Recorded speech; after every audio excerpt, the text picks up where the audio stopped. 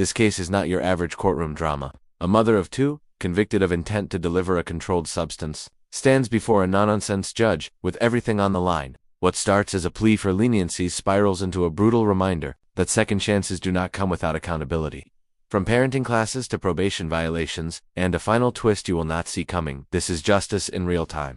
Court is calling 2023 CR 2172, State of Texas versus Satare Portillo. Could I have parties announced for the record for the state? Hank Wilkins for the state, Your Honor. Defense? Robert Porter.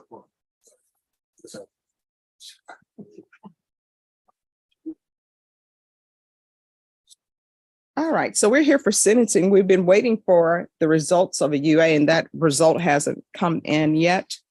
Probation, do you have any idea when that will be ready? That was done in off-site, so if I would have thought that we would have received it by now, the results didn't go on the day. It wasn't submitted on the day that the court required, so it took a little while to get her in. So right now we're just waiting.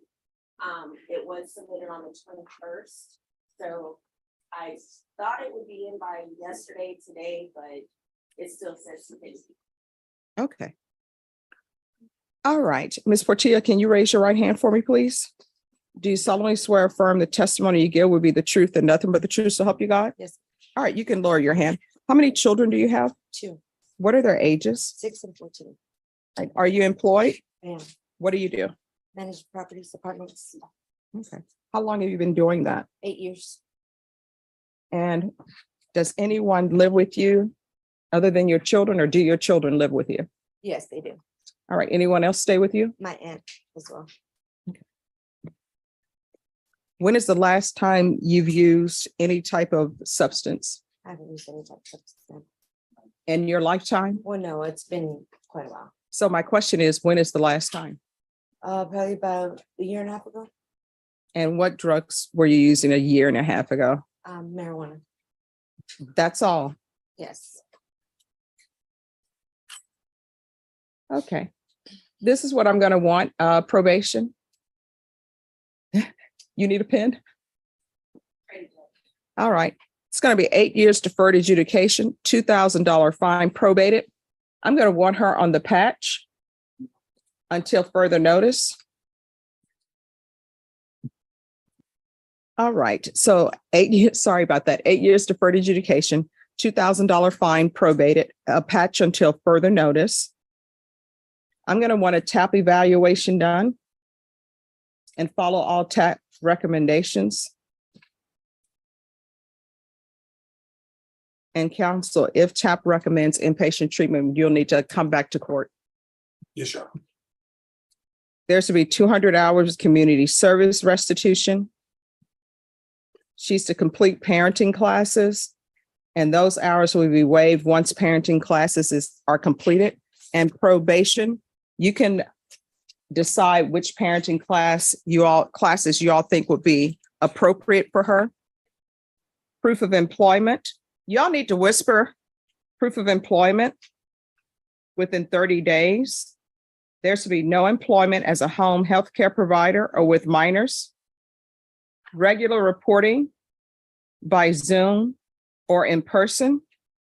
I'm going to want field visits one time every 3 months, random. And that's until further notice. That is a strict sentencing package. 8 years deferred, community service, parenting classes, employment restrictions, and field visits. The court is making it crystal clear. This is her last off-ramp before serious prison time. But kicker, she gets all this leniency and still violates later. You have to ask yourself, would you have taken that deal seriously? Who is Michael Portillo? That's your son. juvenile child, right? Yes, ma'am. Who is Maria Avalos? My ex-mother-in-law. There's to be no contact with Maria Guadalupe Aveles. I guess that's how you pronounce it. Aviles. Avalos. Could I say something though? Sure. Oh. Well, because my mother-in-law, we do have a lot of contact with each other about it. So we have to contact each other. Because I'm not supposed to have contact with her, my ex-husband.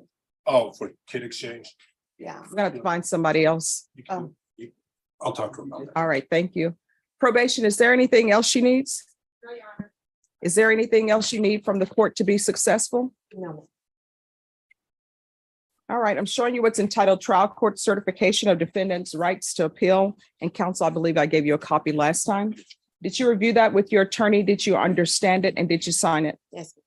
Because this is a plea bargain agreement, because I followed your plea bargaining agreement, and because you waived your right to appeal, you do not have the court's permission to appeal. Do you understand? Yes. Sir. All right, from here on out, everything that you do in your life, there are two questions you should ask yourself before doing them. Is this something that could result in me going to prison for life? If the answer is yes, don't do it.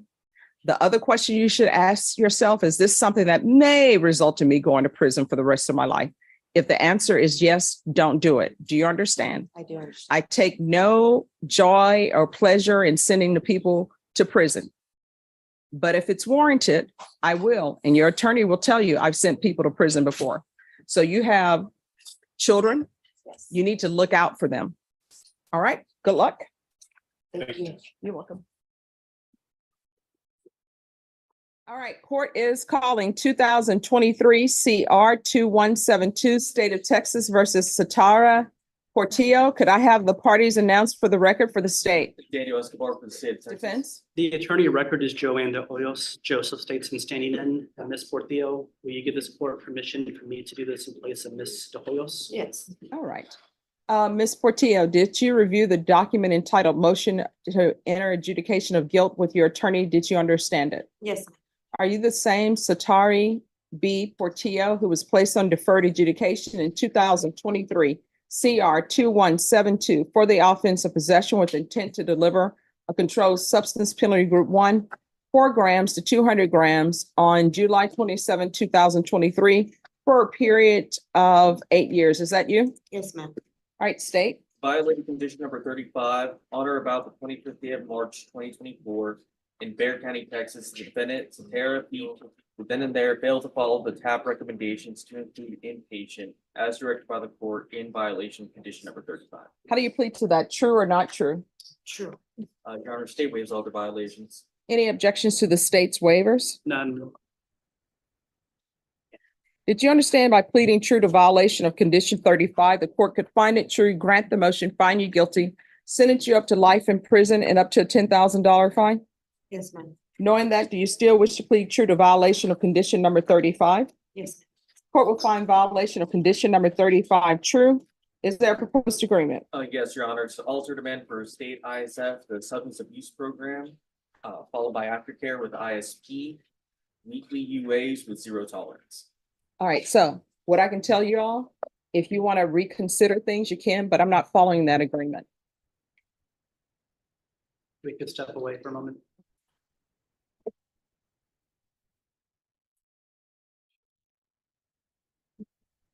We're gonna go back on the record in 2023 CR 2172, State of Texas versus Satara Portillo. Could I have parties announced for the record? Daniel Escobar for the state. Joseph states in continuing to fill in for Ms. de Hoyos. All right. The defendant had entered a plea of true to violation of condition number 35. Do you wish to continue with your plea of true in violation of condition number 35? Yes. All right, the court will find violation of condition number 35 true. Is there a proposed agreement? Your Honor, if I may, Yes. I discussed this with the COO, Ms. Abrams, and ADA Daniel. My client is asking to be continued. We had a recommendation that was a three-way agreement. I understand the court didn't want to follow that. I had proposed something to Daniel. I'm hoping that you would consider this. But just some background a little bit first. Her prior MTR was disposed of February 27th, 2024. But she was booked February 3rd, 2024. So from February 3rd till today, according to the clerk, it's 137 days. So she's had the equivalent of a not court ordered, but equivalent of a 4-month jail sanction. She did admit that she refused to sign conditions for inpatient. She's willing to do not just ISF, she's willing to do SAT-F. She's willing to redo all her classes. She's been in jail for quite a long time. That's her own mistake. She admits that she didn't want to sign it. Maybe she was reluctant to, but she thought that she was supposed to get out, have court, and come back and do things, and she never left the jail. And out of frustration, she didn't sign the conditions. No, I don't think she's a good candidate for probation. She was supposed to sign the conditions, the TAP recommended inpatient treatment, and she didn't do it. So I don't think she should be continuing on probation. She was given opportunity, and counsel, as you just stated, this is not her first motion to revoke. Her previous motion to revoke was on February 27th, as you stated, and there was a violation of condition number 1. And I ordered that there be a TAP evaluation in custody to follow those recommendations. And she decided that she didn't want to follow those recommendations. I don't see how there's anything that I can do anything for her. People don't get it. You're not supposed to, when the court orders you to do something, for example, to help you by following the recommendations of TAP recommended inpatient treatment. And I know sometimes people get to talking to people at the Bexar County Jail. And when I say people at the Bexar County Jail, I mean other inmates. And they give people advice, and people want to follow the advice of an inmate, not realizing that, guess what? That person is in custody. But I made an order, and we can't do this thing where I order somebody to follow the TAP recommendations, and the TAP says inpatient, and then somebody says, I'm not signing to go to inpatient. And then what ends up happening when reality hits that your range of punishment is 5 to 99 years or life, then people come before the court and they want to say, oh, you know what? I changed my mind. Now I will do inpatient treatment. So that's where we are. And I don't Your think Honor, she's a good candidate. she's also willing to take a felony conviction, change it from deferred to straight probation. She's willing to do the harsher inpatient treatment program with 0 tolerance. It was a poor decision for her to not sign that. 4 months she's been in here. She's willing to sign this, willing to do this, and even add to these conditions. I just don't think she's a good candidate. If somebody wants to argue to me why she would be a good candidate for probation, when this is her second motion to revoke, and I ordered her to follow the recommendations of the TAP evaluation, and she didn't want to follow them. But now she does because, I don't know, I guess she thought a motion to revoke would not be filed against her. Yeah, I didn't know that that's what would result. Ah, I so thought these are called consequences. Well, Your Honor, also the charge itself, people who are affected with these substances may not make the best decisions in life. To prevent her from reoffending in the future, relapsing, and she's willing to do even more intensive inpatient. But she's charged with possession with intent to deliver, and I understand that sometimes when people have possession with intent to deliver cases, sometimes they're selling because they're also using. But the amount of methamphetamine she had was 27.980 grams. I don't think probation is appropriate for her. I'm not going to continue on probation. I'm going to revoke her and find her guilty. Does anybody wish to speak to punish her? Defense would ask for the minimum time, Your Honor, with credit for time served. All right, I'll sentence her to 5 years in the prison. Give her credit for any time served. And I'll ask for the therapeutic community. I'm going to show you what's entitled Trial Court Certification of Defendants' Rights to Appeal.